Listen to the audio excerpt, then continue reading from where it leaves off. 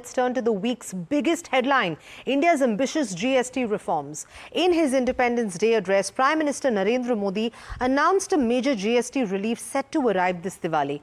To help us unpack what these changes could mean for everyday consumers and businesses alike, I'm now joined by my colleague Varsha with a comprehensive breakdown of this proposal that now sits with the GOM and then will move forward to the GST Council.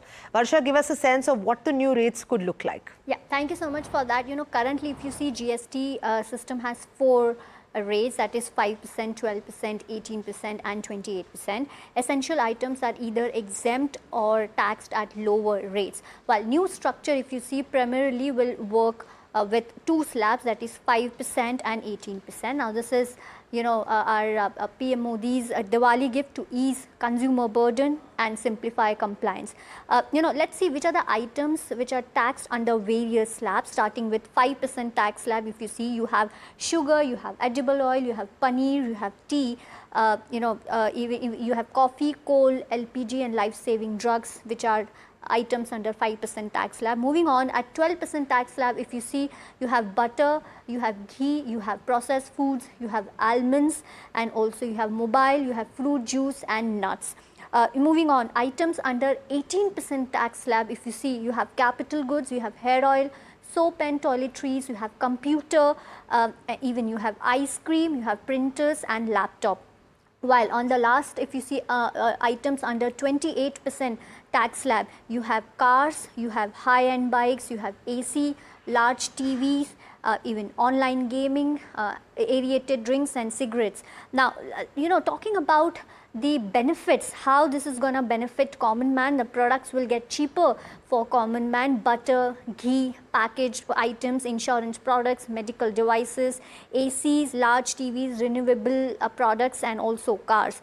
For farmers, if I were to talk about how this is going to help farmers, so fertilizer prices, if you see, could come down, and farm equipment cost will also come down, benefiting farmers. Moving on, for businesses, if you see, correction in inverted duty structure for textile and fertilizers will help businesses, and faster registration, pre-filled GST forms and tax refunds is a positive key for this new GST reform. But there will be one short-term impact, revenue impact. We may see a short-term dip in revenue expected, but this impact will be offset by higher consumption and better compliance. Now, let's see which are the sectors and companies which will be benefited from this. Starting with FMCG, the sales will boost from 12% to 5% shift. Who will be the winners over here? You have Hindustan Unilever, you have Britannia, you have Nestle, you have Dabur and Godrej Consumer. This will also be positive for consumer durables, because 28% to 18% will make white goods affordable. Over here you have Havells, Voltas, Blue Star, Dixon Tech and Whirlpool Corporation, which will be benefited under this white good under consumer durables. Moving on, the other sector which will get positive impact is retail and e-commerce, because cheaper goods will actually lift sales for companies like V-Mart Retail and Avenue Supermarts. While there's also a positive impact for labor intensive sectors.